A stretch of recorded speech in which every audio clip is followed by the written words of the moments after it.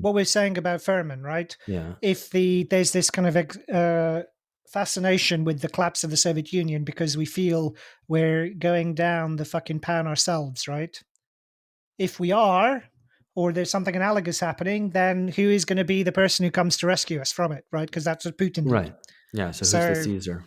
who's the Putin? Yeah, well, but it's not. It's a shitty version, right? So, Well, but all other versions of Caesar are shitty relative to Caesar. Duh. well, that is also true. All right.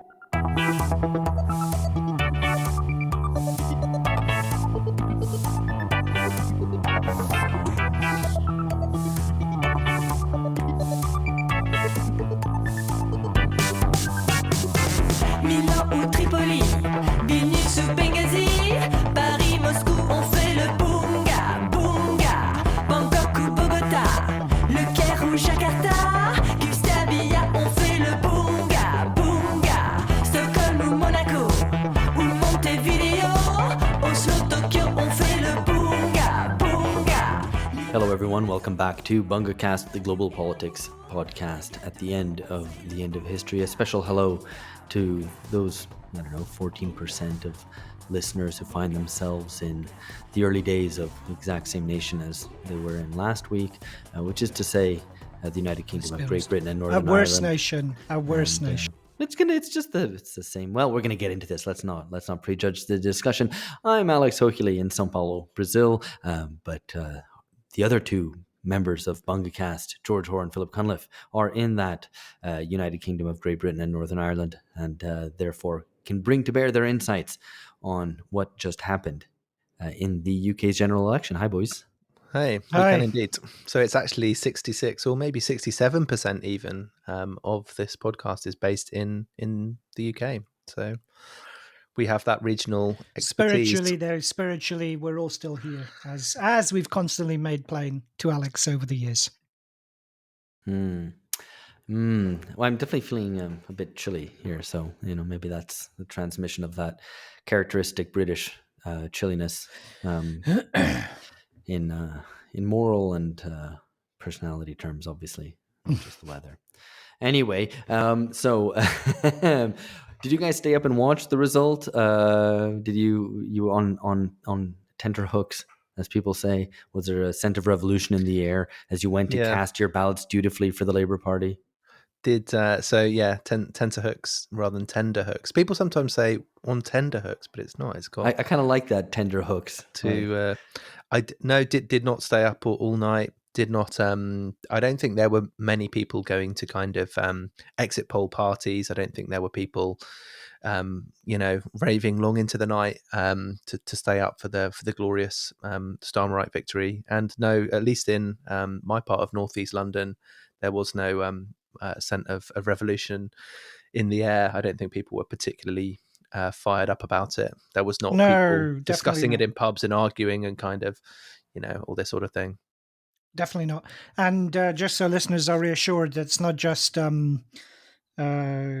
George and myself and our distinct lack of enthusiasm for the new regime, but also borne out by the voting numbers, like a business kind of shockingly low voter turnout. And collectively, the two major parties, Labour and Tories, have the lowest vote share since the start of the 20th century. And in some places, I mean, like really, some constituencies, like really low, like, 50% low. And that is, remember, that's not a by-election. That would be kind of 50% turnout would be something similar to what you'd expect at a by-election during a term, during the term of a government.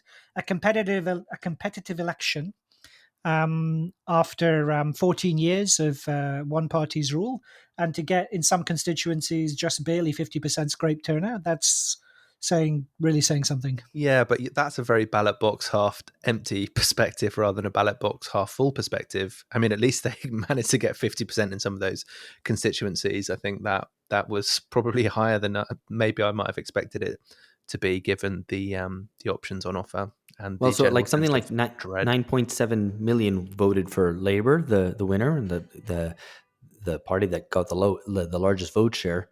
You can contrast that with those who voted for no one at all, which is 19 million, right? So more than double. Proud no one here. No, Phil, you are someone. we always thought you're a proud no one. We believe in you. I'm humble. Like, I make no bones about it. It's fine. So I'm happy to be accepted as part of the anonymous masses who withdrew their support from the governing regime. So you identify yourself as the anonymous mass. It's in singular. No, I mean, yeah, same here. So I think we can speak on behalf of the silent majority. So one thing On the rare occasion. So one thing, just observing this from afar and just looking at kind of the headlines, you guys can provide much more richness of detail. But it seemed that it was maybe counter to my expectations. What you had is a landslide for Labour, right?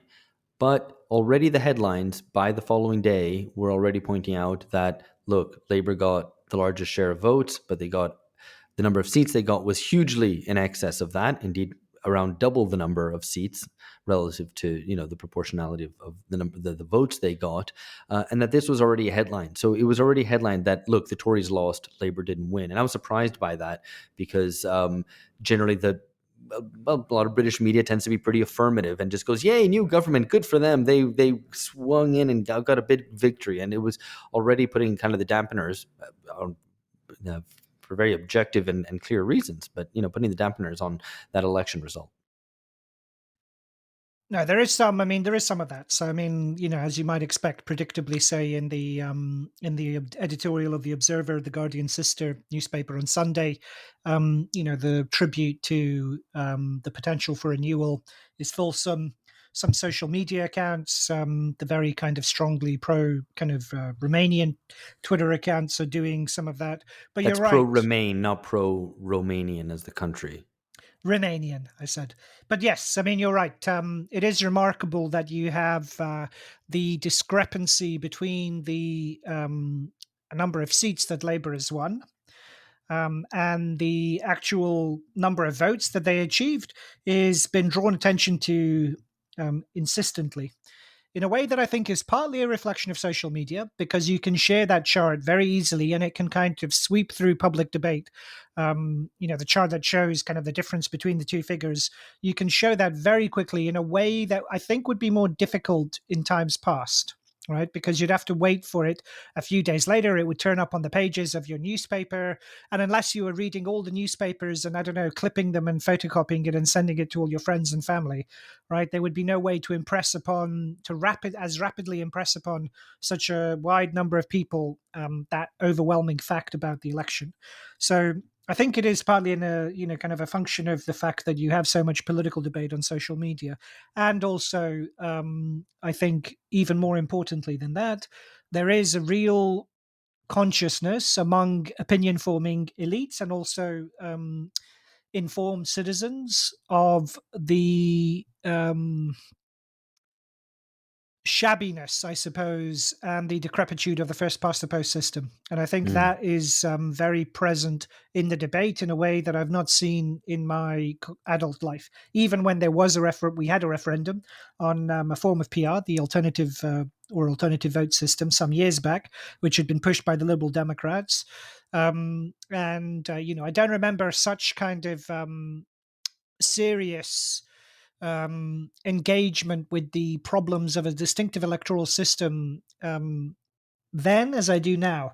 I mean, maybe that was my lack of interest in the question of the time, but I think that would be adequate characterization. I think so. And I mean, at the time, AV was alternative vote was kind of a technocratic solution, and so it was put forward in a very wonkish way. But now it's like the numbers are quite plain and striking. And just to kind of illustrate a point that Phil made about like the Labour and Tories getting a really low proportion of the vote together, only 58%, and previously it was up around 80, so like 76% in 2017 and 82% in 2019. But yeah, so you now have the situation where Reform get 4 million votes but only 5 seats, and and then the Lib Dems get 3.5 million votes and 72 seats. So it's so, because there is the reality of that broadening out beyond Labour and the Tories, people have to recognise it. I think another fact, or another kind of aspect of the why was already there not very kind of sweeping kind of like in contrast to when Tony Blair won in 1997, why were people not blaring out DREAM and kind of, front pages of newspapers? We're a whole new country now. It's because Starmer and the Labour Party had been pretty keen to kind of manage expectations, as I think they might put it. We're not gonna say anything that we can't do in our manifesto. Don't expect too much from us. Don't get carried away. So I think it's all these things feed in, and that's why it doesn't feel like we've turned the page as a nation necessarily. Although it was an Independence Day vote. So on the 4th of July, but it didn't really kind of probably amount to as much as it might have done in America. And a vote for, in the vassal state for its own dependence on the day of the independence of its former colony. It's kind of neat. Don't you think? Yeah. Anyway, so this was obviously a landslide which disguised a turn and the emergence of what seems to be a multi-party system, which is only held back from its full I don't know if flourishing is the right word, but it being manifest in Parliament by the fact that you have this first post the past system, which I'm not a fan of, but its positive side is that when you have two main parties who dominate a large share of the vote, it throws up real workable majorities. And now you have a real workable majority, but with no substance behind it, with Labour having 2/3 of the seats, but only 1/3 a share of the vote. So this does suggest that this is a landslide that it was, I think some people have been calling it like a sandcastle majority. And so this is contained within itself the seeds of its own collapse. How flimsy do you think the kind of Labour Party's majority actually is, or the government will be? I mean, I think this is sort of in some ways the central point of of this, that it's a hollow victory, lots of seats, but lacking votes. Second lowest electoral turnout since 1885, not very much enthusiasm. So I think it's going to be interesting, because the idea of like having what does a mandate actually mean? Is a mandate means you have lots of seats and a working majority and you can get things done.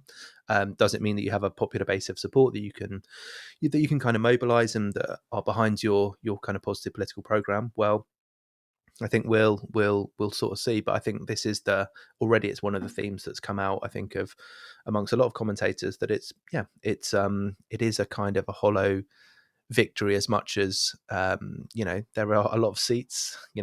412 is not to be sniffed at, but is it really the sort of will we look back on this as a turning point in terms of maybe in the way that Blairism started in 97? That seems a little bit less likely. So, I mean, what do you think actually drove the wide distribution of votes across a much larger number of parties than in past elections?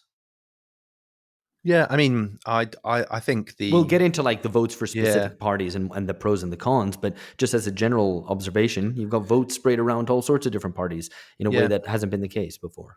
So, I mean, obviously, the rise of reform is one part of it. I said 4 million votes. That's pretty good going from a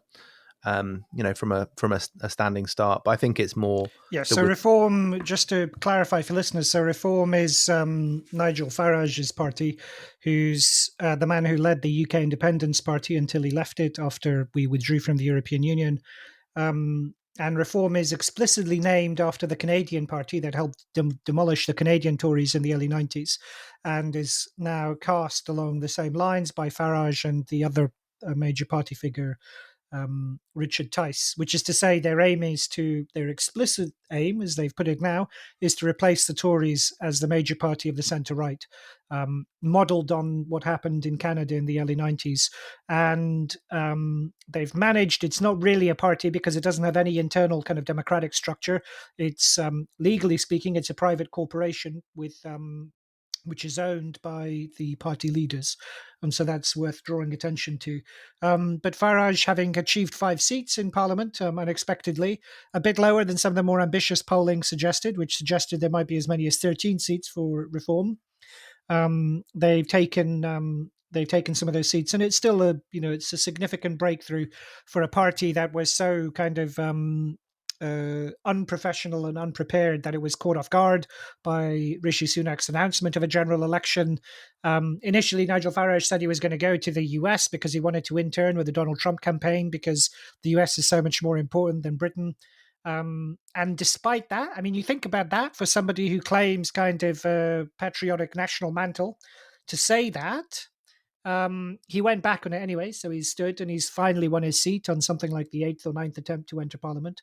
He's finally won his parliamentary seat in an Essex constituency, which is the Jersey Shore equivalent for London as Jersey is for New York. And I don't say that disparagingly, only to give No, a kind of I think it's the right description. yeah, well, to give a sense for listeners around the world who might have a difficulty kind of locating the psychogeography of Essex, I guess. Anyway, so yeah, that's So Farage. was that the Rishi Sunak's intent? Because I mean, none of this election has been particularly surprising. It more or less conformed to the polls. You knew that the Conservatives would get turfed out, that they'd lose a huge number of seats, and that Labour would form the next government, more or less. And the surprising thing was actually when it would be announced, right? We didn't know when it would be announced. And was the surprise announcement designed not to outflank Labour, but to outflank Reform? I mean, No, it just I don't occurred think to me so. now. No? Yeah, I don't think. Well, I mean, who knows, right? I mean, I'm sure there's going to be these boring kind of memoirs or kind of hat job kind of reflections in the Mail on Sunday. Are kind of semi kind of middlebrow kind of tabloid where they'll be asking Rishi Sunak and his advisors as to, when did he make the decision to call the early election that went so badly? I mean, maybe George differs on this. I think, I think it's a bit of two things. There was a calculation there, which is that things were only going to get worse for the Tories over the next few months.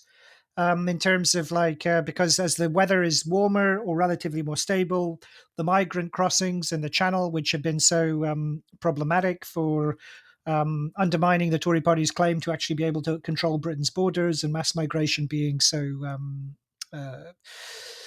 such a problem for the voters at large. So that wasn't going to go good. The risk of more economic turbulence also was to be avoided. And I think also it was partly kind of Rishi Sunak thinking of himself as some bold, it's like the thing like what you'd be told to do at your Harvard, your kind of business management Harvard course, like take your enemies by surprise. Sun Tzu says this up on the PowerPoint slide. And Rishi says, I'm going to do something nobody expects and outflank all of my opponents by calling an early general election. And also I think at the end That's of the how he day, speaks as well. well, pretty much almost there. And maybe at the end of the day, he knew he was going to lose, wanted to get it over with, and wanted to get on the plane to California. The guy's already got a green card. He's married to an Indian oligarch. And he wants to get into the venture capital game. This is a portfolio career. Being a prime minister of, the kind of what used to be a devolved territory of the European Union, with such little kind of concentrated power in the British state.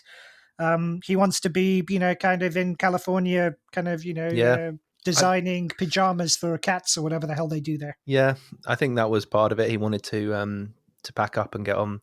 Silicon Valley was definitely calling. There was one bit of economic good news in the couple of days before he called the election. I mean, the only significant thing one of the things in retrospect about calling the election like that is I guess it was a very, very minor scandal. There's always a scandal in every kind of election campaign, and this one, they weren't. The hearts weren't really in it, in either the scandal mongers or the scandal makers, if that's what you do if you're accused of a scandal. There was some betting mainly on when would the election be. Some people bet against themselves, i.e. bet to lose when they were obviously going to. But that's pretty low. Stakes stuff. Even by the standards of British scandals, which tend to be pretty low key by kind of global standards, that's pretty small. Yeah, we're not sending our best to the scandals, but no, we should just go back though to Alex's question about the party. Yeah, I was going to. Yeah. Oh, sorry. Okay, yeah, go on. So I think, in fact, but more than the pull of the new parties, it was the push away from particularly the Tories. So I saw there was quite a few things flying around about, what was the major reason that people voted Labour, and I saw one poll where it was 48% of Labour voters voted to get the Tories out.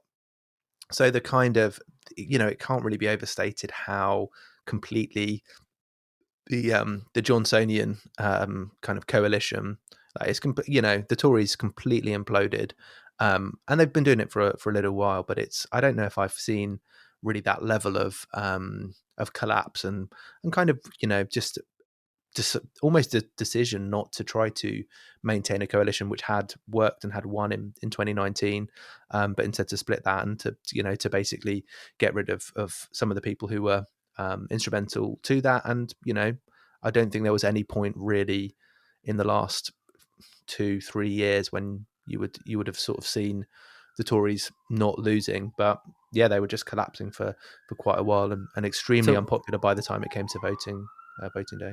So, I mean, so what you're saying is that there's a push away from the Tories and to a certain extent from Labour. At the risk of asking a slightly awkward question, should Labour's share have been higher had it had a more attractive proposal? I mean, so I say it's an awkward question, but I mean, according to some baseline which you might draw from the 2019 result, from the 2017 result, or from some sort of just general expectations about how British politics has worked in recent years, do you think that Labour share should have been higher? Like that if Labour had a more attractive proposition, hypothetically, that it would have achieved a higher vote share, or did they kind of reach their ceiling and the real issue is just that votes went elsewhere? So, I mean, votes very clearly went elsewhere. That's visible in the, so it's very clear the Tories lost, right? And this is it's not an original observation. It's the conclusion of John Curtis, who's the big polling Data wonk psephologist. guy. Yeah, he's like Britain's at the moment. I mean, in the last few elections, he's come through as kind of Britain's biggest, kind of talking head psephologist, and he is good and reliable in terms of his analysis, and it's his conclusion is the Tories lost essentially. So they lost votes. They lost some votes to Labour in the so-called Red Wall constituents. The people who broke from Labour in 2019 and put Johnson in power. And they lost some to Reform, which is the Farage's vehicle. And in fact, it seems essentially, if you wanted to kind of summarize the election as a whole, it's basically Farage or the Reform has let Labour in by taking votes away from the Tories. And so that is kind of, and this was, what the Tories said to, this was the way they tried to kind of take away from kind of undercut the Reform arguments by saying, look, you're going to kind of have Labour hegemony for a generation if you don't give us your votes back. But the Farage and Reform said we're not going to do that again, and we're going to destroy and replace or take over the Tory party. So it shows. I'm not fully convinced that they're up to the job, but the at least the kind of the stated willingness to destroy the existing political vehicle of the right is in marked contrast to the lack of any kind of similar force on the left. And that's also in kind of contrast to some of what's happening in Europe with the French elections that are actually being, the second round of the French parliamentary elections are being held as we're talking right now. And so it's, I mean, if you had to summarize it, I think that would be it. It's Reform let Labour in by taking, kind of disintegrating the Tory vote share, which means that they're in Parliament. But also they came second in many, many constituencies that Labour won, right? Which means effectively that the people who the Labour are competing with in many constituencies, including Red Wall constituencies that they need in Britain's electoral geography to win a majority, in British Parliament, they're competing with a Faragist, kind of mashup that isn't even really a party. So you have, I think, the British public withdrawing its support from the two wings through which it's given its political voice for the last century.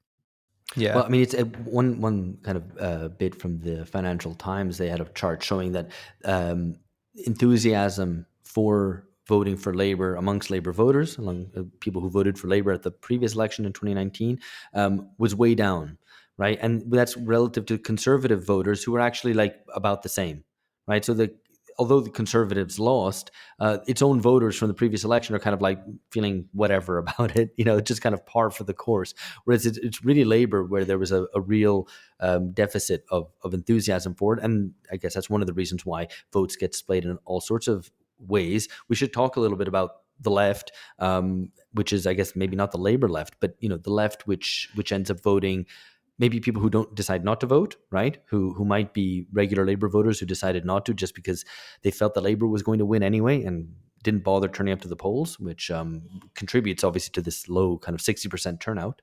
But also voted for, where did those votes go? Green Party, notably. Yeah, it's a good. So I think, if you had to choose two figures to kind of symbolize what's happened, you'd choose Owen Jones and Grace Dent. So Owen Jones, the former Guardian columnist, I should say, because he's obviously not a journalist. He still writes for them, but he's no longer employed by them. He's kind of a YouTube lefty now. But he kind of scrapped his Labour membership. And Grace Dent, who's part of the Navarra media stable, she's kind of plumped for the Greens. And Owen Jones has been bigging up the Greens as well. So you have like the radical left kind of the professional managerial class. I don't want to say the youth because they're clearly not. Sorry, Grace Blakely, not Grace Dent. George corrects me. But anyway, so that kind of. But so do they stand for Parliament? No. So they lent their support to the Greens and to independents. It's only to say that you do have a kind of a break on the left of the Labour Party, who have been so kind of battered and dismayed and kind of very predictably outmaneuvered in the Labour Party by the kind of dead-eyed bureaucrats of the Starmer hegemony, that they have finally left the Labour Party. And that's something, right? I mean, it's not insignificant because the slavish loyalty of the British left towards the Labour Party is a true kind of, it's a true study in the annals of sadomasochism. So that they've left them is something. But kind of Grace Blakely shared this meme of the Mean Girls from some stupid American TV show or movie. No. It's the film Mean Girls with Lindsay Lohan, which is an excellent film. Okay, I take your word for it. I've not seen it. It is a good film. Get in, loser. We're going to make trouble for the Labour Party. So if that meme is anything to go by, and I think it does represent how they've been kind of discussing it in public in more kind of sustained and considered fashion, then I think it shows they see the Greens as a kind of an external pressure group on the Labour Party, how they can hope to kind of how they hope they can bring it back. They want nothing more. I mean, they want nothing more than to be invited back in. Ultimately, I think so they've kind of pitched their camp separately, but at the end of the day, like most of the British left, they can't imagine doing anything outside of the Labour Party. So although I do agree with your analysis actually, Phil, but one counterpoint of this is of course Jeremy Corbyn, who is now an independent in North London, and it was a close race, closer than I think many people thought it would be. But here is I think you don't want to misread the symbol too much, because I think ultimately Phil is right that it's a temporary decamping to the Greens, and maybe we'll see in the next election if that trend does continue of increasing support for the Greens from people who basically leaked out the left side of the Labour Party. But I think on the whole, Corbyn doesn't represent in his person of being an independent MP, doesn't represent a likely trajectory from people who were the younger, kind of more enthusiastic Corbynistas in 2017, 2019. I think they're still wanting to try to get back into the Labour Party and to depose Starmer and the kind of the neo-Blairites or neo-Brownites, or however they might be described. But of course, Starmer has now got points on the board and quite a considerable number. So within the kind of narrow electoral calculus of the internal to the Labour Party, maybe that's going to be a very difficult battle, because I mean, it seemed to me they're in the position basically that Reform and UKIP were to the Tory party. Whereas Reform now is posing as the vehicle that's going to take over or destroy the Tory party in the attempt to take it over. They're not quite there yet. the kind of the Greens, the Independent, the kind of radical left, but they're in the position that UKIP was in, kind of in mid or UKIP reform were kind of in mid kind of 2019. That's essentially where the kind of the green left is at the moment. And I mean, and it's entirely consistent, right? Because it's essentially the radicalism with virtually no pretense to a working class base, because the Labour Party can still claim to be kind of interlocked with trade unions, whereas the Greens obviously they're all about social justice in a generic form. Yeah, I mean, so it seems like the rump of the movement that coalesced around Jeremy Corbyn from 2015 on came together for one last ride to make sure that he didn't lose his seat in Parliament, and Yeah, was successful though. in doing so. But Well, not quite, right? Because they got him in, but they boosted the Greens. So the Greens have the best ever result, 4 seats. Reform have 5 seats.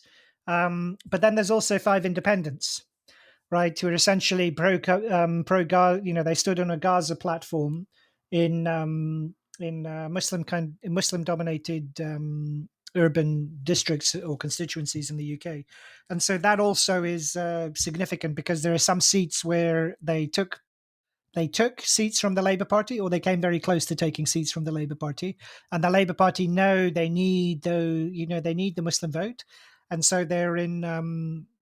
They're also feeling that pressure from that angle as well.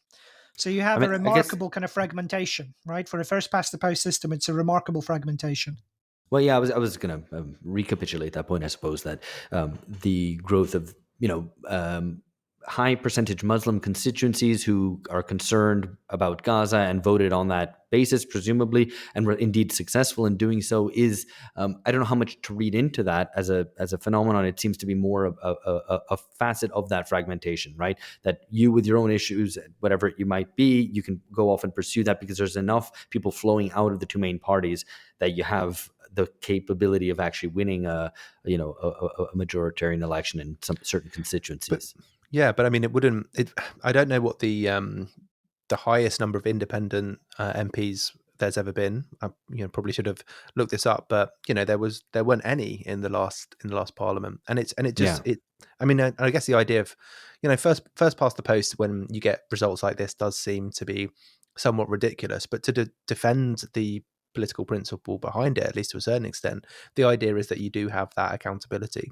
Like you know who your MP is, and you as a voter have that constituency link. So if there is a sufficiently important local issue, then that is a way that you are able to depose your MP and have a different one. Yeah. So that kind of, as much as the fairness point, particularly given the current deconstitution of the two-party system, and the Lib Dems can get 500,000 fewer votes than Reform and get can't do it 14 times as many Well, seats. I can That doesn't tell you, seem I've got the quite numbers right. in front of me. So Reform got 14% of the vote and got 5 seats.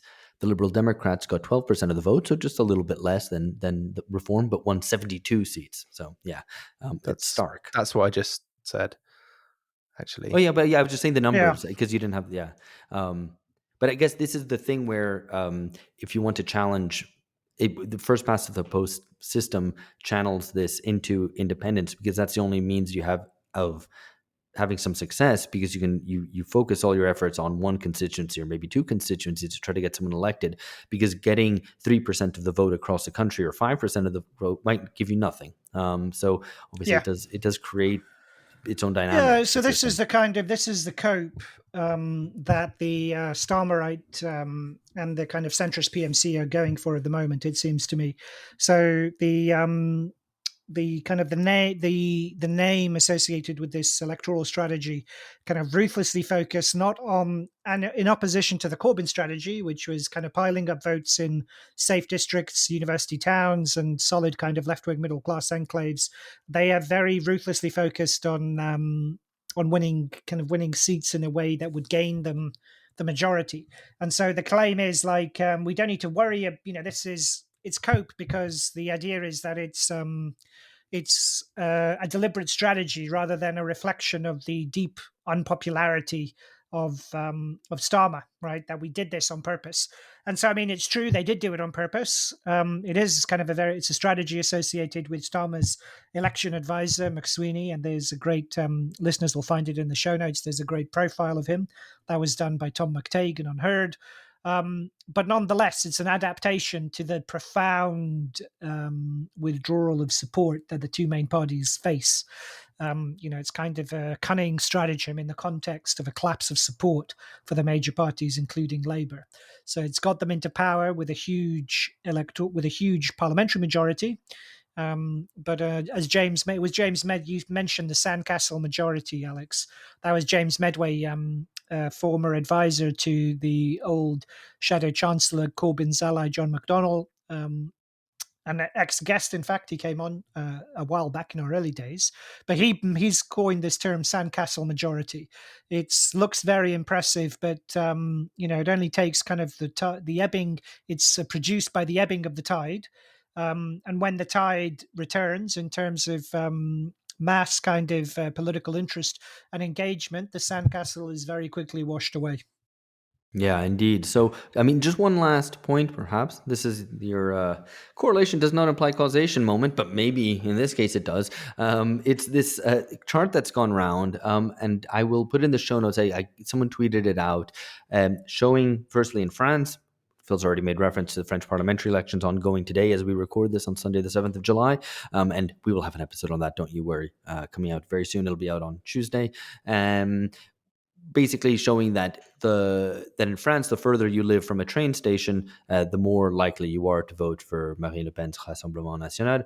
And a similar sort of phenomenon in the UK, which suggests some geographical phenomenon going on, which is that if you drive to work, you are more likely to vote for reform. Now, how much store should we put in this? Is it meaningful at all? Or is it just one of those things? A lot of store, I think. A lot of store. I mean, it's partly the phenomenon that Christophe Guilly captured in Twilight of the Elites, the French geographer. Haven't had him on, unfortunately, but we did talk about his book a while back, where he's talking about the transformation of these kind of metropolitan urban cores into kind of neo-feudal citadels, where they have a thin kind of layer of a service class serving metropolitan well-to-do middle classes who have assets locked up in property, and they force their working classes to the outside and then rigorously police their movement and entry into the core by putting up kind of congestion charges, various urban planning zones, and so on. And it is deeply resented on the periphery of those large urban centres. So this is like associated with green congestion charges. There's plenty of it in London, but also smaller cities. It's connected with the 15-minute city idea.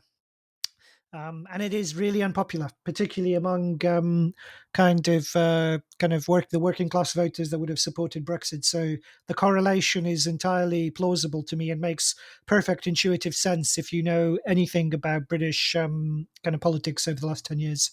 Yeah. Well, so the argument about France is that it's not just a question of mobility, but that the distance from a train station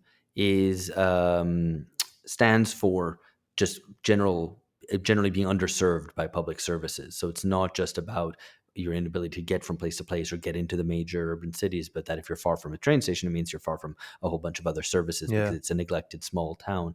I don't know if the English case, because the English the example is a bit different. It's about driving.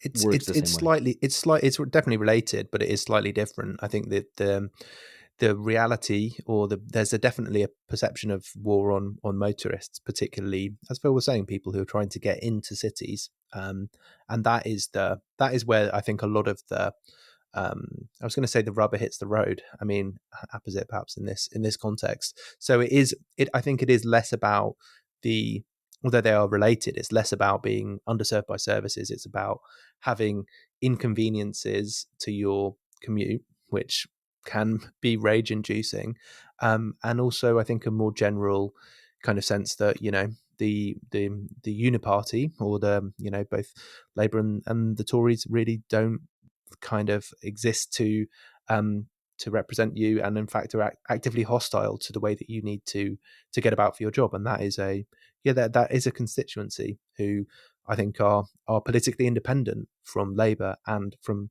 the Tories. And that, I think, is one thing that came out of the 2019 election. And that's actually a kind of a one of the best things in some ways to have seen in the last two elections, is that I think taking your base for granted anymore is not really a very solid strategy in British politics. And that's very different to all the elections that I've seen before that, where it was really, okay, here's the people they've got nowhere else to go, as Peter Mandelson famously said of some Labour supporters. Well, yeah, now they do, and actually they're going to do that. So that's a good sign.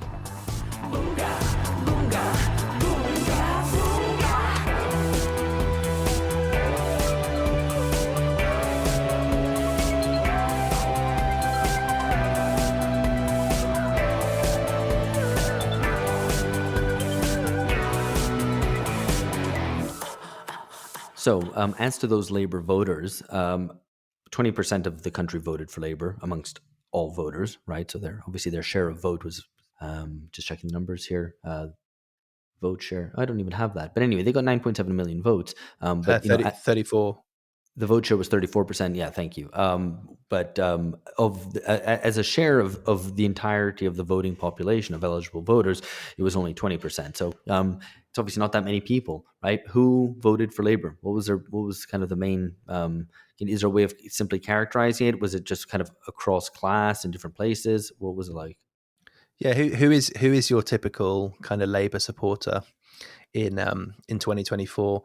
I mean, I guess who's the base of the Labour Party at the moment? I would say it's probably your state bureaucrats, your mango types, if you will, media, arts, academia, NGOs. This is your coinage, Alex. The bureaucracy in the PMC, and these people in society do have a considerable amount of influence. I think there's obviously people who have voted Labour for a while, people who really do not like the Tories. But I think if you're talking about who does this party increasingly come to represent, and who is the base of the Labour Party in 2024, that's the way we'd see things going, with I guess some kind of exceptions around the edges of maybe the younger PMC are more liable to kind of potentially lend their support to the Greens.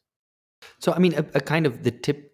Let me put it this way: probably a more typical Labour voter amongst the people, the masses. I don't know, not the PMC, right? Would be typically, you'd say, maybe a care worker employed either directly by the local council or by some company, which might be or an NGO to which the service has been outsourced to, who would vote for Labour. Is that person still voting Labour, whether they live in London or they live in whatever mid-sized town somewhere? Hard. I mean, I think it will. Obviously, they will have picked up a lot of. I don't doubt they'll have picked up a lot of kind of working class support, either through habit, as much as working class people voted, kind of folk memory and family loyalty, and also just frustration with dismal kind of 14 years of Tory government, right? I mean, no doubt about that. But I think in terms of its core base, in terms of the people who shape influence, who they pay attention to, who shape opinion, who shape influence, who are who matter to its kind of internal conversation and who give it its esprit de corps. That's definitely the constituency that George said, kind of middle class, the bureaucratic middle classes. And that's true even of Labour's so, kind of Labour base, right? Because the decimation of private sector unions since the 1980s, ever since the 1980s, means that the major kind of unions that Labour depends on that are left are large public sector or public sector adjacent unions. So often, not exclusively, but often kind of white collar unions associated with the civil service or teachers. Or nursing, for instance. And the people who run those unions, right, they're not like the old kind of, they're not the old trade union bureaucracy. They're not the old kind of guys who would have come up from the shop floor, would have, kind of rolled up their sleeves and perhaps kind of shocked you with their uncouthness and off-color jokes. The people who run Oh, the how white you yearn for that. how the people who run these white collar unions, they've got their PhDs in development economics from the School of Anti-Semitic Studies, or they've got their MA in Foucault theory and whatever. And they're entirely they're entirely of the PMC. So even my point is, like, even the trade unions, right, that are closest to the Labour Party are also, they're politically integrated into the PMC as well.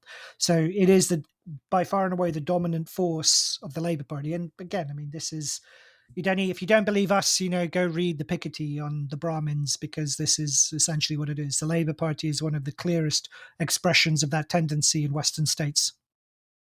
So, what is people are very excited about the Labour Party, obviously, and as I've already said, there's statistics to back up the fact that even Labour voters weren't very enthusiastic about it. What is Labour going to do in power? Presumably, it's not going to be something which is very popular or very interesting or both. Hence, people not really running to the polls to vote for them. So, what is their program?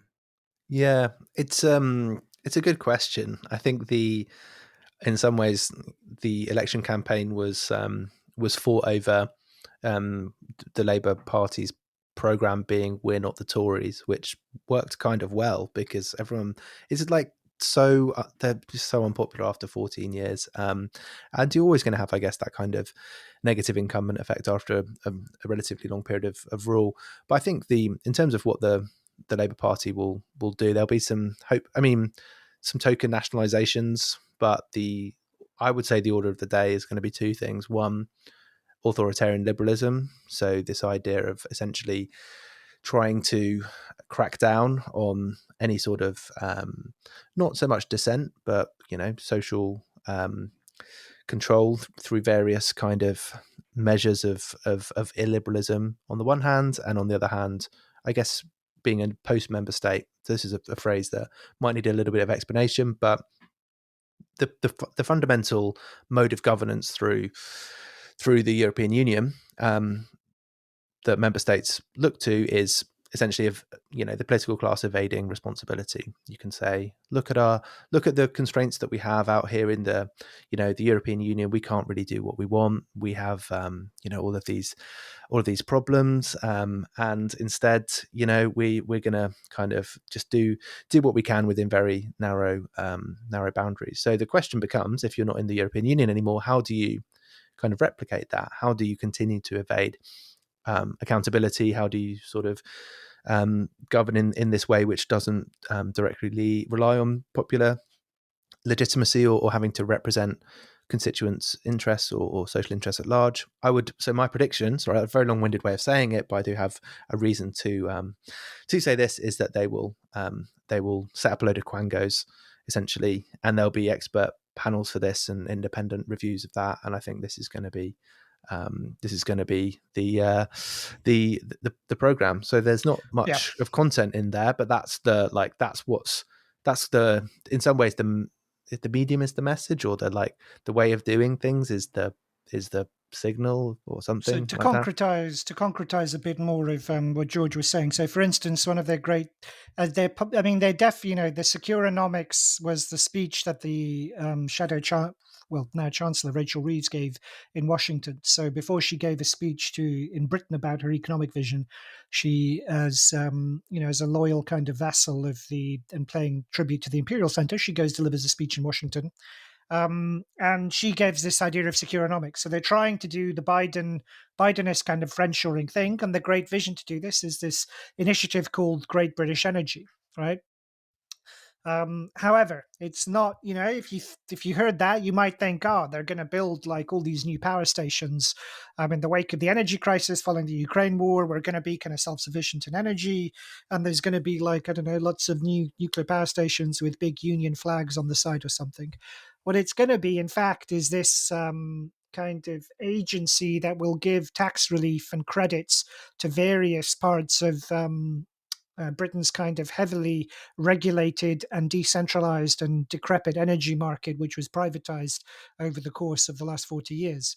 So again, it's a kind of, even the friendshoring is kind of timid, kind of limited, and it's all about manipulating and nudging and providing a new regulatory framework rather than actually doing things under the direct kind of authority of a minister who's responsible for energy. And that will be, I think, as they continue. So they're promising to devolve more powers. There's constitutional ideas, which have been kind of raised by the former Prime Minister Gordon Brown, who's come up with a constitutional document to kind of disperse power from the centre. So I think in many ways kind of strengthening all the problematic aspects of Britain's existence as a member state, deconcentrating public power rather than concentrating public power. So we'll continue that model of neoliberal governance, dispersing it into regions and into the constituent nations of the UK. And then there's also kind of empowering the Office for Budget Responsibility and empowering the agency which is tasked with monitoring parliamentarians. So, kind of more human resources management of government, treating Parliament as if it was, kind of subordinate to the human resources bureaucracy of a large corporation rather than standing at the apex of the political system in the country. So neoliberal governance continues, but with a kind of a patina of this agenda for reshoring, essentially. Yeah, So, I mean, Jesus go on. fucking Christ! Just like it, just hearing you go through that, Phil, I was thinking like, all they would have to do is build some power plants and stop the water companies like directly dumping sewage into the rivers and the beaches, and that would be a step forward for Britain at this point in I know, time. right? It's so minimal, And it's such an to the open point- goal, right? Like Yeah. Yeah. I mean, as for listeners who are not aware, this is one of the. It was in some parts of the country, it was a big issue, with just like raw sewage being. I don't know. I'm laughing because it's really like third world shit. But like being dumped into Literally. rivers, being like you see some really horrible pictures of like popular surfing beaches, and it's like why's the water a bit brown? Oh, that's why. Anyway, sorry, Alex, you were going to move. No. I mean, well, all of especially what Phil has been saying suggests that the Brexit period, and particularly the kind of tacit democratizing tendencies that it expressed tacitly, is over. But just before getting to that question, I Not did want that to ask, because you tacitly. did. Not everyone was tacit in expressing these things. I I think know. I'm it's sorry I fair didn't to mention say. you specifically, but I mean, I'm in this the Brexit conversation, process mate. involved a lot of people. Anyway, so I wanted to ask just before that, because Phil did mention Gordon Brown's constitutional proposals. Does the evident transformation of Britain into effectively a multi-party system, albeit within the container, it's increasingly inadequate container of a first past the post system, will that create a demand for some change to the Britain system? And where is that going to come from?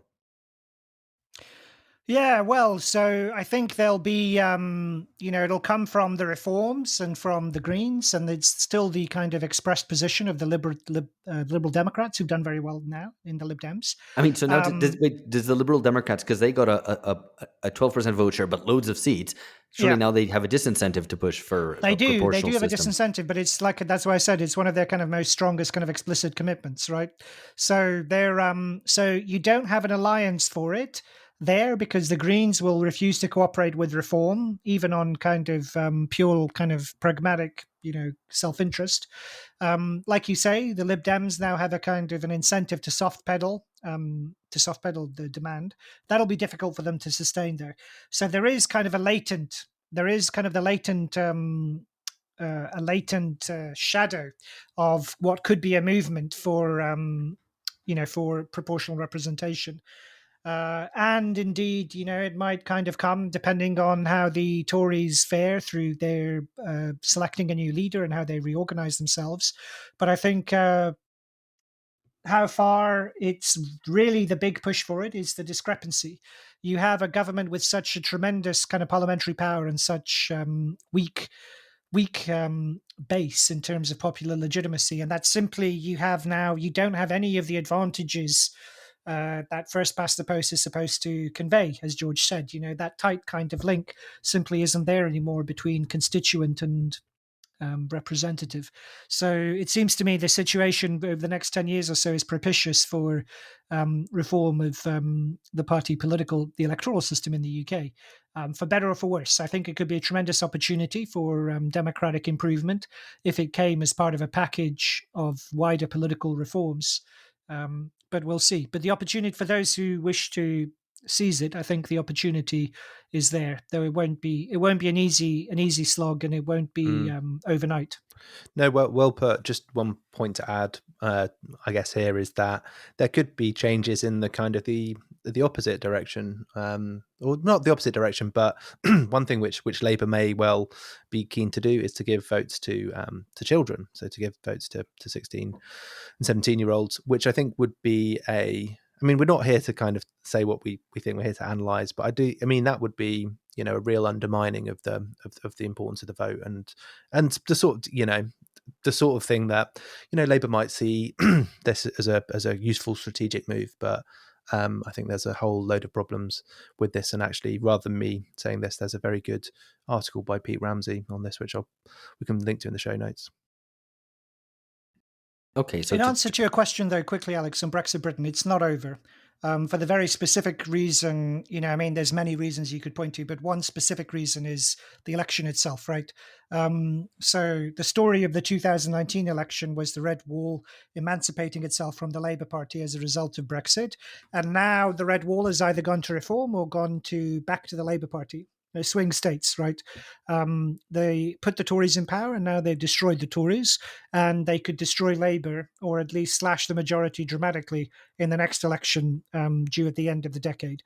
So the point is, like, the electoral geography of Britain has been completely reorganized as a result of Brexit, and that's a direct result of Brexit. The fact that Starmer's won is a result of people either swinging away from the Tories or swinging back to Labour. And even more pointedly, the big kind of policy pronouncement, which was a tax, that the intention is to put a tax on Britain's private schools, where the middle classes kind of flee the dire state of public education in this country, and to use that tax, the proceeds of that tax, to improve public sector education. He could only do that outside of the European Union, because in the European Union, taxing private schools like that could easily be challenged and taken before the ECJ. So even the very modest revenue-raising move that Starmer has promised is a direct result of having Brexited from the European Union. I mean, I take the point, though that seems rather like the pot has been stirred and the particles continue to move because of that stirring, but there's no ongoing kind of momentum being thrown into the system, which is to say, to rephrase the question that I asked earlier, there is no real kind of democratizing movement in terms of positive content from the Brexit moment now anymore, is there? Like the examples you gave were negative, right? It kind of tearing down the Tories, things being shaken up in some way, but in terms of there being a push to I know you hate Brexit, but it seems to me like a move towards PR is a my good hatred move. for Brexit is proportional to your overclaiming for Brexit. The less you overclaim for Brexit, the more pro-Brexit I am. And yet I didn't overclaim for it, and there you still are. So look, my point. but I'm as the neutral here between the two ideologues. I mean, yes, please step in, George. Neutral. Centrist George, please. Yes, I mean, the potential destruction of the two-party system, like directly as a consequence of Brexit, that is, I would say that's kind of a big deal. I'll take it. Alex, I know you might be like, oh, well, in continental Europe, they already have all of these kind of non-two-party systems and PR, and it's, how does it work for them? But for, it would be a big deal because it wasn't working. And then we had Brexit, and now, the world is an oyster or something. Is a tasty oyster. Putting this in the opposite fashion, is there movement for the UK to rejoin the EU in any substantial way? I mean, how does that look now? Yeah, so there is. I mean, there always has been, and they certainly feel much more confident. There's campaigning organizations associated with various kind of lunatics. There's the new European newspaper Well, if they're associated. lunatics, clearly they're not very important. So therefore, No, that's the terrible parlor state of our world, Alex. At the end of history, lunatics have far too much prominence. Some of them even have podcasts. Never doubt that a small group of committed lunatics can change the world. Yeah, so I mean, there is like they feel very. I mean, look, generally they feel energized by the fact they have a government of the kind of quangocracy, the PMC, the administrators, the bureaucrat. They see that and they feel reassured and energized and confident. And anyone who's in Britain, can kind of see and feel this, I think. Does that mean we'll rejoin the European Union? I don't think so. There, for the very simple reason that I don't think they would ever do anything so explicit as forcing us back in to, Starmer. Somebody prefers kind of the grey the grey paragraph C subclause 4 approach to politics. The idea of doing anything as decisive and clear as making a break to which would be so symbolically important and open up such a clear dividing line for an ideological battle he would avoid at all costs. It is likely there'll be less regulatory divergence and there'll be more kind of aligning with Europe, but that will be in keeping with the status quo because that's what Sunak did as well, the outgoing or the prime minister who's just lost. Except he couldn't make hay of it. Starmer will be able to make electoral hay of it. Sunak couldn't, but broadly the policy was the same. It was accommodation and compromise in the name of a higher kind of European unity in order to maintain the NATO proxy war in Ukraine. So Starmer has every reason to kind of perpetuate that. However, that said, I think if there is some kind of economic crisis, in a few years' time, the pressure to rejoin the single market, the customs union, that will be tremendous. And they might do it at that point without rejoining the European Union as kind of here's an economic solution to our problems. Let's align with Brussels and that will give us something. I mean, it won't, right? But it will be a political response. I think no. I think that's the.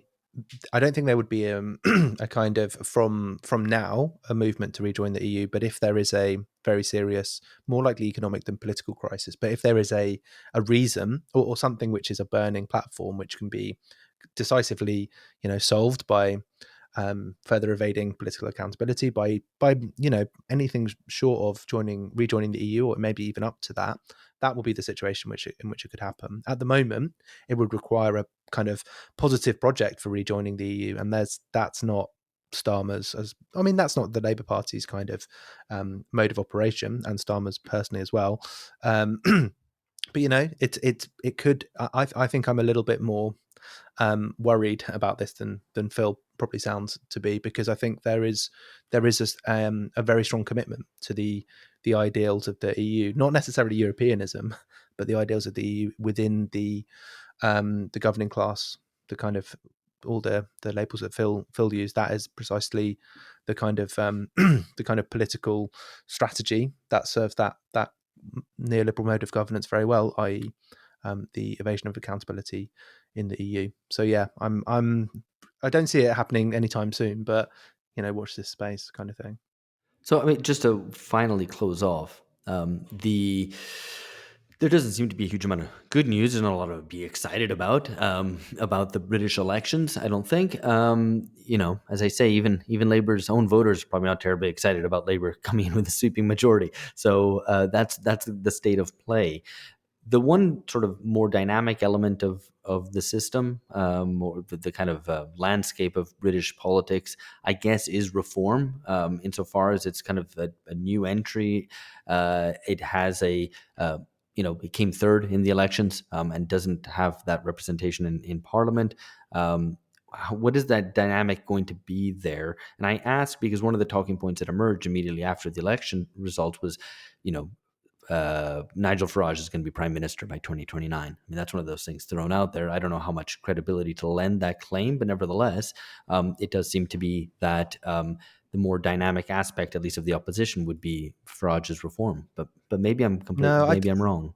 Yeah, I think you are missing the good news story, and that's what we talked about before, which is that the two-party system in the UK No, okay, but that's a is negative. crumbling. That's like you can look at the good part of the negative, but in terms of a No, positive, well, it creates the conditions for something I'm good. aware of I'm aware of this. You're just We do the end you're of the end too of down history. on We it. say, huh? You're too No, down but on it. we take it, but we know this already. What I'm saying, it's just repeating a point that we've made for 7 years. About the breakdown of the old system, and that's the positive to take from it. But actually Yeah, but speaking, look, I mean, how's this going? How's it? My question is about whether Farage's reform is and how is going to emerge as the leader of the opposition de facto, if not de jure, etc. well, look, I mean, in parliamentary terms, no, right? They've got a huge kind of a huge territory to traverse to get there. Politically on the ground, so he's been kind of riding the crest of the wave of his 5 seats, and he's saying, they're going to professionalize the party, they're going to kind of democratize it, they're going to make all these reforms to its internal structure that they've not had the capacity to do. I'm not convinced any of it will amount to very much. Just because it's very hard to kind of retool that kind of party. It's very cranky. It's kind of filled with all sorts of oddballs, eccentrics. And this isn't to disparage, because I can understand why, having been gaslit over the last few years so systematically, I can understand why all sorts of ordinary people who are taking an interest in public affairs are kind of going to kind of all sorts of odd ideas. But it's also got just old kind of 1980s old-fashioned racists kind of in the mangle too, who would have been voting for Thatcher back in the day, and now feel like reform is there, because it's still in some ways kind of its economic program, in as much as it has any kind of program at all, is a Thatcherite one, right? Yeah. Yeah, So it's not real. I mean, I don't doubt it's going to kind of gain more seats if there was another election. It will establish kind of electoral bases of support and power bases and so on. But it's not going to take over the Tories. It's not going to displace them. the So only the only thing which is a reason for hope here is that if all of those, if reform space is sufficiently insistent that the democratization of the party is required, then this could have a dynamic whereby that unpopular and limiting kind of Thatcherite economic policy would be more in control of the members of the party, and that could change, and then you could see something which could, I think, could actually have an effect of hopefully destroying the Tories. Who knows, even moving leftward economically, destroying are you Labour, that would be Are a asking? its better. members Are you interested in asking? anything other than low taxes? I mean, you No, can't genuinely. No, definitely, yeah. The membership. I mean, they know they've got their contrast, right, between kind of old, kind of, they've got Thatcherites, and then they've got working class people in red wall constituencies who want more state, right? And until they reconcile that in a kind of some kind of meaningful program, they're never going to get any further than they do at the moment. But are you asking if there's any reason for hope, Alex? No, that's not what I'm asking. I was asking whether there's any kind of anything positive. I mean, as George said, there's no element in British politics who can even nationalize the water companies and stop them dumping pollution. So there's obviously nothing to be very positive about, No, right? So um, there is. I think there is, because I think it is the case that, and again, I think this is Brexit. But I mean, you want you kind of. I think there are two things. So in podcast land, I think when we draw attention to trends, we have to make clear that these things unfold over the course, of years and years, because we're talking about, we're talking about electoral cycles every 5, 7, 6 years, right? So you're talking about decades around these processes unfold. So there isn't going to be, there's not going to be anything like a something that you could point to very clearly as a result of the disintegrative forces that we've identified at the end of history. We're not going to see kind of the forces of disintegration are going to be the most powerful kind of overriding ones for a while yet. So that'd be one thing. The other thing is that there is nowhere for Starmer to hide. Right, he is under a kind of public and political intensity of pressure that would be much reduced were he in the European Union. Because then it would be like, oh, well, at the next council meeting of ministers with our partners, we're going to discuss a comprehensive plan to tackle this or that. And the political pressure would be diffused. The ball would be kicked down the road. It would be like, wait for this meeting. Our partners in Europe, oh, we can't do that because of this. We have to negotiate, discuss. And he's got an overwhelming parliamentary majority. No meaningful political opposition, a completely fragmented political opposition. And there's nobody above him, right? Nobody formally there's no formal kind of structures that cushion his decisions, or that could stand above him, or even at his side, through which he has to parlay his decisions and come back to the British people. Right. And that is a direct consequence of Brexit again. And that seems to me positive. And perhaps there is no other place in the world that quite has, at least in the Western world, that has quite that spotlight effect as a result of the secession from the European Union that Britain has enjoyed. That sounds like good news to me.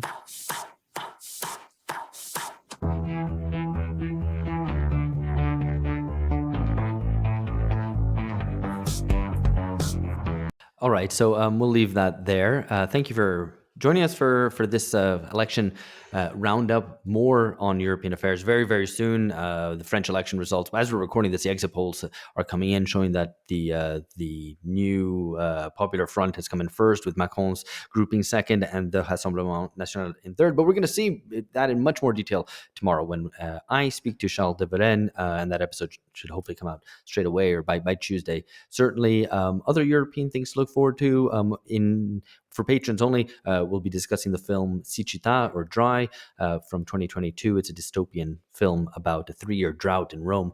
Also, for patrons in the Reading Club, we discussed Dimitri Furman's Imitation Democracy. We actually just recorded that today. It'll be out very soon. Fascinating stuff about who's in the pay of Putin.